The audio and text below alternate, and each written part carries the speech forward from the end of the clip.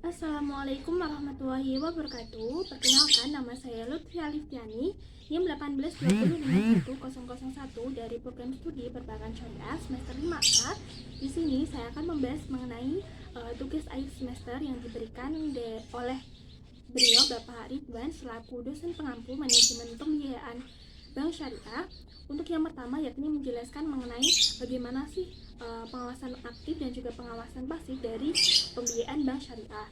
Untuk pengawasan aktif adalah pengawasan yang dilakukan secara on the spot atau secara langsung, yang mana itu dilakukan dari pihak bank kepada pihak debitur untuk mengetahui keadaan operasional dari pihak debitur tersebut.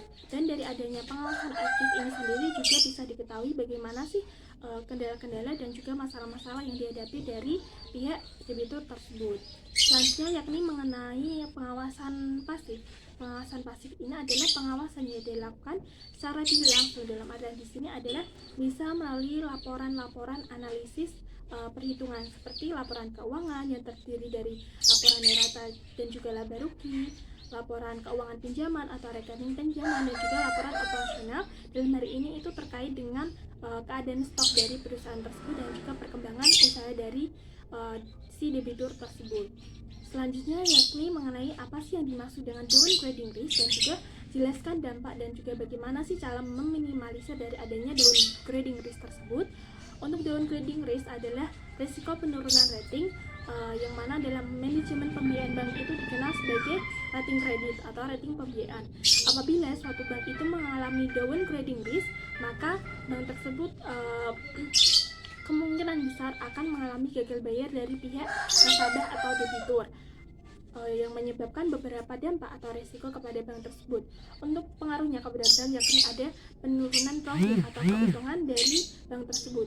Dikarenakan pihak nasabahnya itu gagal bayar, nantinya bank itu berpikir bahwa ia itu secepatnya harus mengembalikan modal yang dipinjam oleh pihak nasabah tersebut.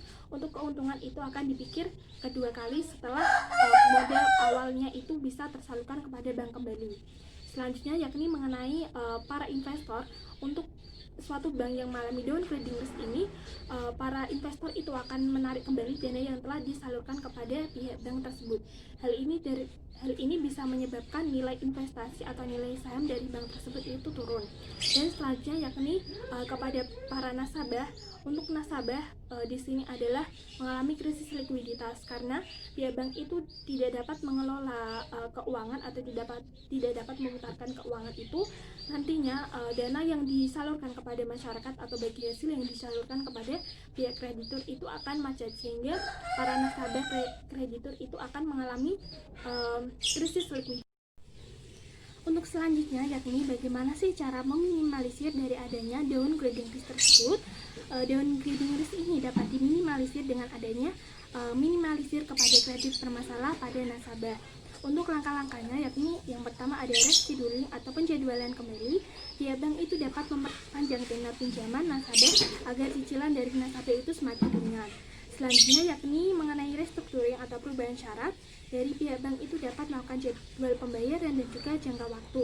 Kemarin itu yang sempat boomingnya itu ada restructuring lembaga perbankan dari pihak pemerintah. Pemerintah itu mengadakan restructuring karena di masa Covid ini para nasabah atau debitur itu mengalami penurunan penjualan karena daya minat dari masyarakat itu turun, sehingga pihak nasabah atau debitur itu agak kesusahan melakukan pembayaran kepada pihak bank, sehingga pemerintah itu mengadakan restructuring yang gunanya itu untuk agar nasabah-nasabah atau debitur tersebut dapat melakukan pembayarannya itu dengan lancar.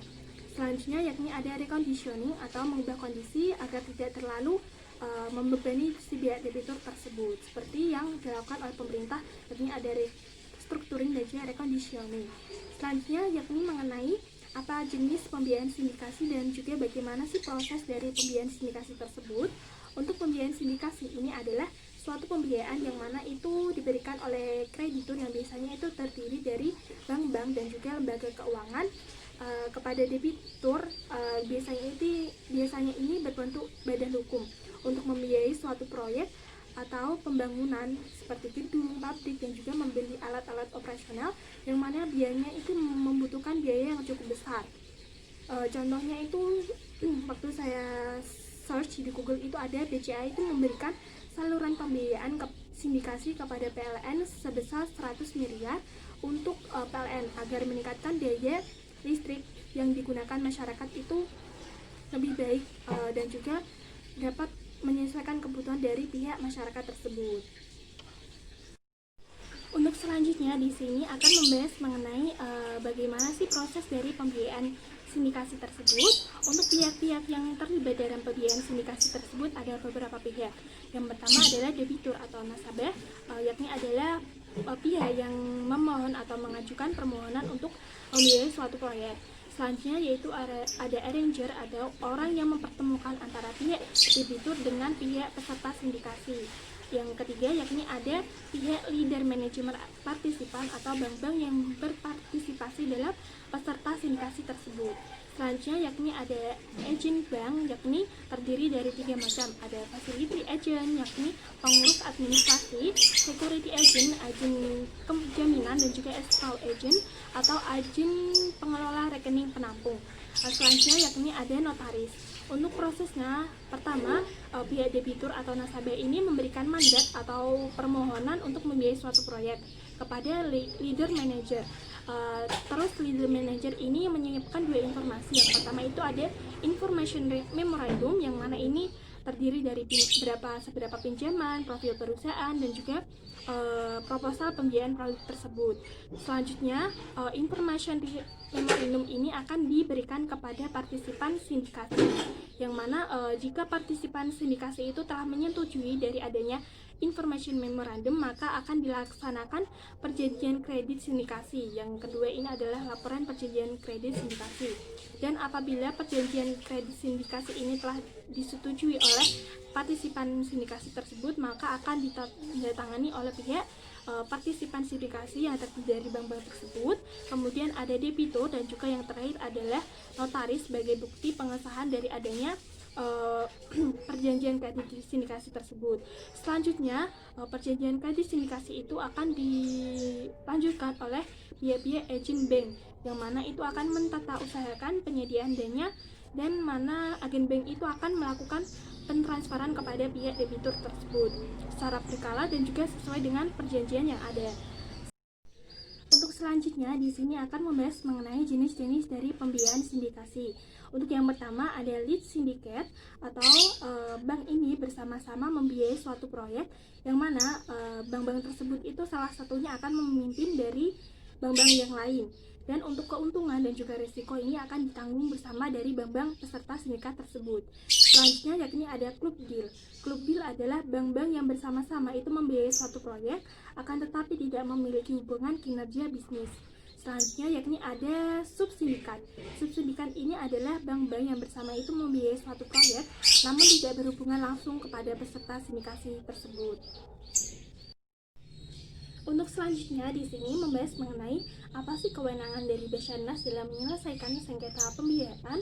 Basarnas sendiri ini adalah lembaga permanen yang dibuat dari MUI atau Majelis Ulama Indonesia, yang mana dalam pendiriannya itu pemerintah menginginkan untuk terwujudnya suatu keadilan, ketentraman, dan juga kedamaian bagi masyarakat muslim di Indonesia. Untuk fungsi dari Basarnas itu sendiri, yang pertama adalah menyelesaikan kemungkinan terjadinya sengketa muamalat. Dalam hal ini itu dapat berupa perdagangan, industri, keuangan maupun jasa. Yang kedua yakni ada memberikan rekomendasi atau pendapat terhadap suatu persoalan dari pihak-pihak yang mengadakan perjanjian untuk diselesaikan oleh pihak si Basarnas tersebut. Dari dasar hukum Basarnas sendiri ini ada 2 hal. Yang pertama, dasar hukum Islam dan juga dasar hukum nasional. Untuk operasionalnya, Basarnas ini setelah melakukan pemeriksaan terhadap suatu masalah, nantinya itu akan membacakan keputusan. Keputusan ini selanjutnya akan didaftarkan kepada kantor paniteraan, yang selamat-lambatnya itu didaftarkan selama 30 hari dari pembacaan keputusan tersebut. Setelah didaftarkan, nantinya keputusan ini dapat dilaksanakan selambatnya itu 14 hari sejak pendaftaran di kantor paniteraan tersebut. Jika dilihat dari keputusan itu ada yang janggal, ada tipu muslihat maupun kecurangan, nantinya keputusan dari Basarnas itu bisa dibatalkan dan juga dianggap gugur atau tidak valid. Selanjutnya yakni yang terakhir mengenai persaingan pembiayaan sangat sekarang ini persaingan pembiayaan sangat ketat, dan dengan hadirnya pembiayaan online baik bank syariah maupun bank konven, bagaimana sih strategi bank syariah dalam menghadapi persaingan pembiayaan online? Untuk yang pertama yakni menurut saya kita sebagai kader-kader si bank itu bisa menambahkan teknologi informasi atau IT ke dalam sistem operasionalnya. Dalam hal ini pihak bank syariah itu bisa membuat suatu aplikasi yang mana itu dapat bermanfaat dan juga dapat memudahkan transaksi pembiayaan dari nasabah kepada pihak bank. Sebelum lebih lanjut, pihak bank itu harus melakukan sosialisasi kepada masyarakat tentang bagaimana sih cara menggunakan aplikasi tersebut, bagaimana cara melakukan pembiayaan, bagaimana cara membayar pembiayaan, bagaimana cara meminjam atau melakukan pembiayaan, dan syarat-syarat apa saja yang harus dipenuhi. Seperti itu, sehingga masyarakat itu tidak serta-merta kaget karena adanya suatu hal yang baru dalam produk perbankan syariah. Seperti itu. Sekian, terima kasih dari saya. Apabila ada kesalahan kata, mohon dimaafkan. Wassalamualaikum warahmatullahi wabarakatuh.